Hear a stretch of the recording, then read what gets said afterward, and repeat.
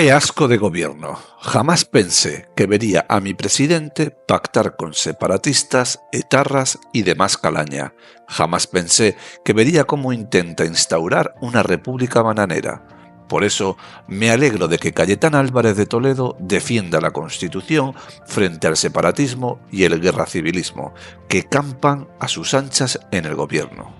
En un acto organizado por el PP y con la ayuda del exmagistrado del Constitucional, Manuel Aragón, denuncia que el gobierno está obligado a actuar ante la catástrofe de Valencia, en lugar de perder el tiempo con separatistas y leyes diseñadas solo para perpetuarse en el poder.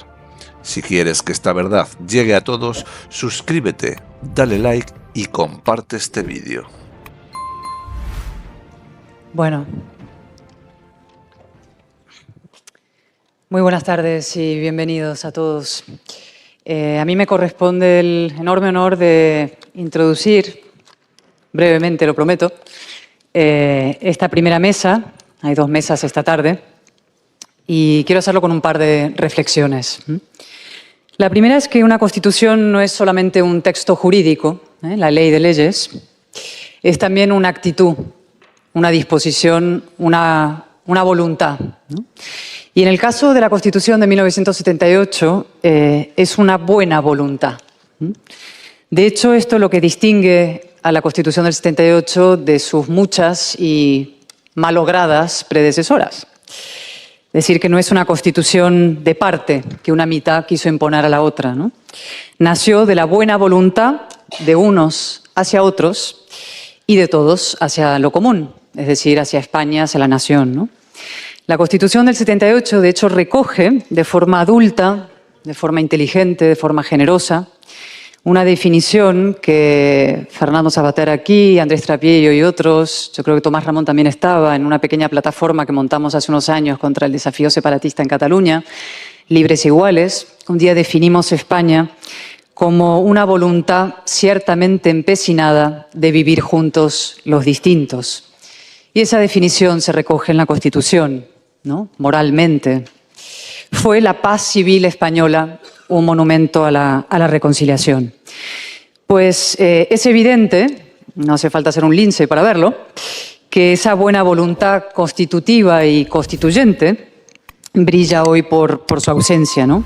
Y no porque de pronto, una mañana gris, al despertarnos, los españoles hayamos decidido volver a odiarnos, sino por la irresponsabilidad de las élites políticas. Ojo, de unas más que de otras. El separatismo y el guerracivilismo, que son los dos grandes flagelos que lastran la historia española, campan de nuevo a sus anchas y no en cualquier sitio, ¿no? En lo que podemos llamar el corazón, de alguna manera, del Estado, en el propio gobierno, ¿no? Y es verdad que están pasando cosas que no habían pasado jamás. Es decir, nunca antes habíamos visto un presidente inaugurar, por ejemplo, una legislatura anunciando la intención de levantar un muro contra la otra mitad de España. Y nunca antes, es verdad, habíamos visto a un presidente pactar con quienes buscan la destrucción de la nación con el objetivo indisimulado, diré, de perpetuarse en el poder, ¿no? Es decir, que de esa buena voluntad de los constituyentes, gente muy distinta, monárquicos, republicanos, creyentes, ateos, catalanes, castellanos y de tantos otros sitios, hemos pasado a una mala fe, ¿no? A una mala fe destituyente y, lo peor diré, disolvente. ¿Disolvente de qué? Del suelo moral español, es decir, del suelo de principios y valores que compartimos la inmensa mayoría. Hasta hace muy poco, todos, o la inmensa mayoría, coincidíamos en que hay una serie de cosas que no se hacen. Y no porque estén legalmente prohibido hacerlo, sino porque son éticamente inaceptables, es decir, no se hacen, ¿no? Hay muchos ejemplos, podría enumerar algunos, me gustará enumerar algunos, cosas que compartíamos la inmensa mayoría, ¿no? Es decir, por ejemplo, que no se borran los delitos de otros políticos a cambio del poder. Sentido común, ¿no? O que no se pacta el gobierno de España con un partido que justifica a estas alturas el coche bomba o el tiro en la nuca. O que no se colonizan todas las instituciones de manera descarada como si fueran sucursales de tu partido. que no se mantiene a un fiscal general del Estado por revelar datos de un particular para destruir a una rival política, ¿no? Una persona imputada por esos hechos, no lo mantienes en el poder. Son cosas que formaban parte de un consenso que no hacía falta que estuviera escrito, ¿no? Un consenso tácito. Y, por supuesto, que no se calumnia, ni se injuria, ni se ataca a los jueces por cumplir con su obligación de aplicar la ley, ¿no?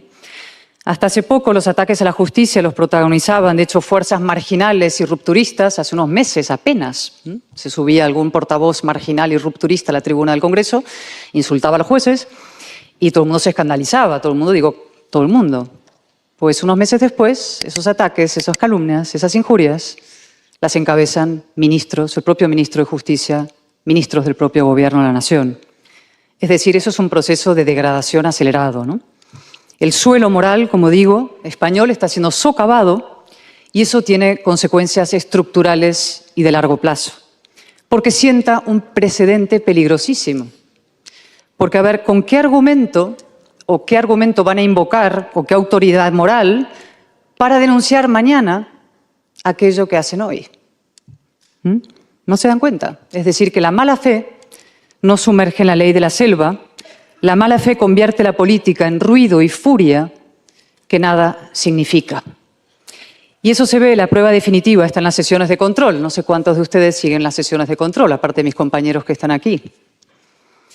Pues lo habitual es que un diputado cualquiera o diputada cualquiera le pregunta a un ministro, por ejemplo, ¿qué hora es, ministro? Y la respuesta es ultra, facha, facha. Es decir, sin buena voluntad no hay constitución, ni convivencia, ni conversación. Sin buena fe no es que no sea posible pactar las reformas que necesita un país, es que ni siquiera es posible discrepar. Ruido y furia que nada significan. La tarea que tenemos, por tanto, es inmensa. Se trata no solamente de reivindicar y defender la Constitución del 78, se trata de reconstruir ese suelo moral, de identificar las ideas y los valores que nos unen a la inmensa mayoría y de exhibirlos y de reforzarlos. Y ese es el sentido profundo de esta jornada, que espero sea la primera de muchas, ¿no? Una jornada que nace de la militancia democrática y también, ojo, del optimismo. Hay motivos para el optimismo. Y voy a ser muy breve, lo prometo, ya acabo. Para empezar, la inmensa mayoría de los españoles no nos odiamos como los socios del Gobierno a España, ni como el Gobierno a la mitad de España. Y cualquiera que alguna vez sienta esa oscura tentación deberá recordar las palabras de Torcuato Fernández Miranda cuando le preguntaron, años después, cómo había sido posible la transición. Y él contestó, con el corazón sujeto y en su sitio. Y la segunda razón de mi optimismo, y no menos importante, es que en esa tarea de reconstitución contamos con la inteligencia de España. Y lo ven hoy aquí. Si esta sala está como está, y siento muchísimo que hayamos tenido que dejar fuera tanta gente, es por la impresionante calidad de los ponentes. La periodista Maite Rico, que me acompaña, y la abogada Guadalupe Sánchez, que está aquí, también dos mentes brillantes, se van a encargar de presentarlos y, por tanto, ese privilegio, ese lujo, se los dejo a ellas, ¿no? Yo simplemente quiero darles las gracias, porque su presencia y su ejemplo hoy aquí son imprescindibles. Porque la construcción de la democracia española, es decir, en la transición, no solo operó, fue posible gracias a la buena voluntad, como decía antes, sino también gracias a la inteligencia. Y lo mismo tiene que suceder ahora. Sin conocimiento, sin estudio, sin curiosidad, sin rigor analítico, sin respeto a los hechos, sin un pensamiento profundo, sin una visión a largo plazo, la política se envilece y la democracia fracasa. Sin inteligencia no hay acuerdo. Sin inteligencia solo queda el enfrentamiento sectario que nuestra Constitución derogó. Así que mi enorme gratitud por la presencia de todos ustedes en esta mesa y de los que van a venir en la siguiente. Y ahora sí, le dejo la palabra a Maite Rico. Muchas gracias.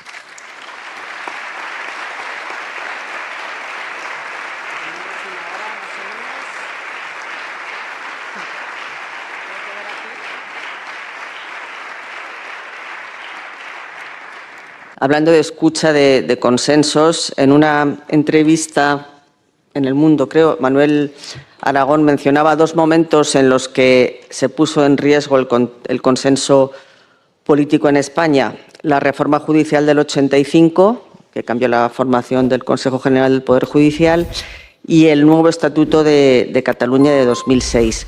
¿Podríamos hablar de la ley de amnistía como la tercera gran ruptura de los consensos? Bueno, más todavía, más todavía.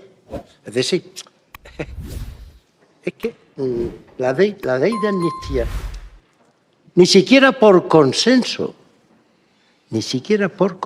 a mi juicio, cabe en la Constitución.